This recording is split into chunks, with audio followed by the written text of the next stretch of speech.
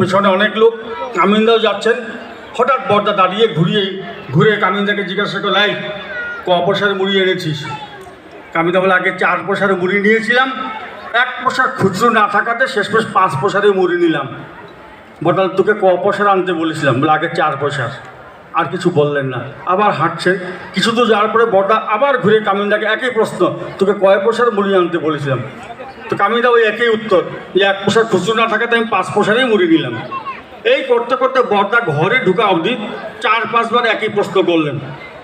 ঠিক ঘরে ঢোকার সময় বর্দা বলে, এই শোন, যার 4 পয়সায় 1 পয়সা গন্ডগোল হয় তারই অ্যাটাচি চুরি যায়।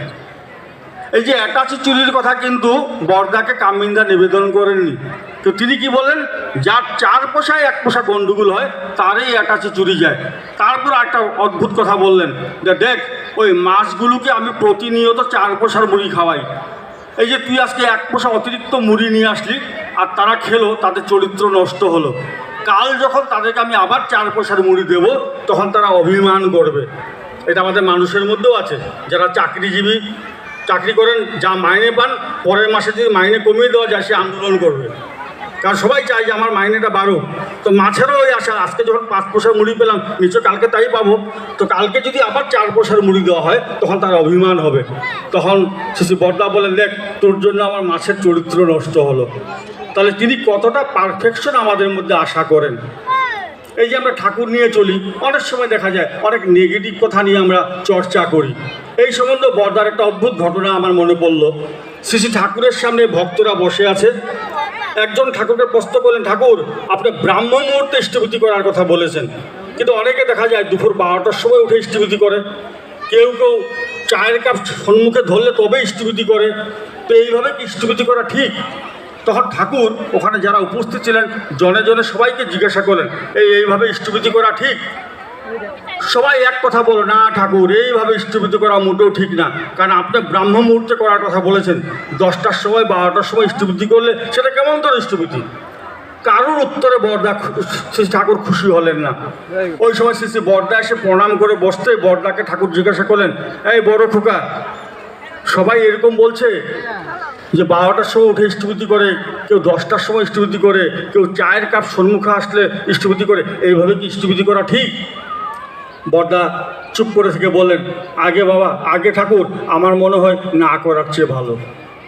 কি বললেন শ্রী বর্দা? আমার মনে হয় না করার চেয়ে ভালো। তাহলে তিনি সর্বদা পজিটিভ কথা বলতেন, নেগেটিভের ধার ধারতেন না। তো এই যে আমি কি বললাম, আচার্য মানে তিনি আমাদেরকে আচরণ করে শেখান। আমি বর্দাকে দেখেছি, বর্দার সঙ্গ করার সেরকম সৌভাগ্য সুযোগ আমার হয়নি, কিন্তু পরম পূজ্যপাদ দাদাকে আমি গুয়াহাটিতে পড়াশোনা করতাম। 95-এ পরম পূজ্যপাদ দাদা আমাকে দেওঘরে থাকার কথা বললেন। আমার দেওঘরে থাকার শুরু। সেই থেকে পূজ্যপাদ দাদার সাথে বহু ঘটনার আমি সাক্ষী। আমি 2-1টা ঘটনা বলছি, যে তারা যে আচরণ করে কেমন করে শেখান। বাংলাদেশের এক ভদ্রলোক দেওঘরে এসছেন। পরম পূজ্যপাদ দাদা ফিলান্থ্রপি সম্মুখস্থ সেই লনের মধ্যে, শীতকাল ছিল, রোদ উঠেছে 10টা-11টার দিকে, তিনি ওখানে বসে আছেন, আমরা কয়েকজনে আছি। ওই ভদ্রলোক এসে প্রণাম করে তিনি একটি কথা বললেন পূজ্যপাদ দাদাকে। তার তো ধারণা এই কথা শুনলে তো দাদা খুশি হবেন। সেই ভদ্রলোক বলল যে, আগে আমি বাংলাদেশ থেকে এসেছি, ভারতবর্ষের সমস্ত তীর্থস্থান আমি ভ্রমণ করলাম, কিন্তু সব জায়গায় গিয়ে আমার মনে হলো সবটাই মনে হচ্ছে টাকা পয়সার খেলা। একমাত্র সৎসঙ্গ আশ্রমে এসে আমার মনে হলো যে প্রকৃত ধর্ম যদি কোথাও থাকে তাহলে এখানেই আছে। তো এই কথা শুনলে সবাই খুশি হবে, এটি স্বাভাবিক। কি বলেন, যে একমাত্র সৎসঙ্গে আশ্রমে এসে আমার মনে হলো প্রকৃত ধর্ম যদি কোথাও থাকে তাহলে এখানেই আছে। শ্রী দাদা গম্ভীর হয়ে গেলেন। গম্ভীর হয়ে ভদ্রলোককে বললেন, শুনুন দাদা, একটা কথা বলি, কম্পেয়ার করার মানসিকতা নিয়ে কখনো কোনো ধর্মস্থানে যাবেন না। তখন দাদা বলছেন, আমি যখন কলেজ লাইফে কলকাতায় পড়াশোনা করতাম, মাঝে মাঝে আমার মায়ের জন্য ভীষণ মনে কষ্ট হতো মায়ের কথা মনে পড়লে। তখন আমি দক্ষিণেশ্বর মন্দিরে চলে যেতাম। সেখানে রামকৃষ্ণ পরমহংসদেবের যে ঘর, সেই ঘরের বারান্দায় গিয়ে কিছুক্ষণ বসতাম। আর বসার সাথে সাথেই আমার একটা ফিলিংস হতো যে আমি মায়ের কোলেই বসে আছি, আমার মন শান্ত হয়ে যেত। তাই কখনো কম্পেয়ার করার মানসিকতা নিয়ে কোনো ধর্মস্থানে না যাওয়াই ভালো। তাহলে এটা একটা শিখলাম যে আমরা কম্পেয়ার করার বিষয়টা, আমরা আমাদের মতন। একজন প্রশ্ন করলো শ্রী বরদাকে যে কাঠিয়া বাবা তো সারা জীবনে 4 জনকে দীক্ষা দিয়েছিলেন, ঠাকুর এত দীক্ষার কথা বলছেন কেন? তখন শ্রী বরদা ওই একই কথা বললেন যে কাঠিয়া বাবা যা সমীচীন মনে করেছেন তিনি তাই করেছেন, আর এই যুগে ঠাকুর যা সমীচীন মনে করছেন তাই তিনি ব্যবস্থা করে দিয়ে গেছেন। তো পুজোর দাদাকেও আমরা দেখলাম সারা জীবন তিনি কিন্তু আমাদেরকে শিখিয়ে গেলেন। বর্তমান আচার্যদেব তার সম্বন্ধে একটা ঘটনা বলি।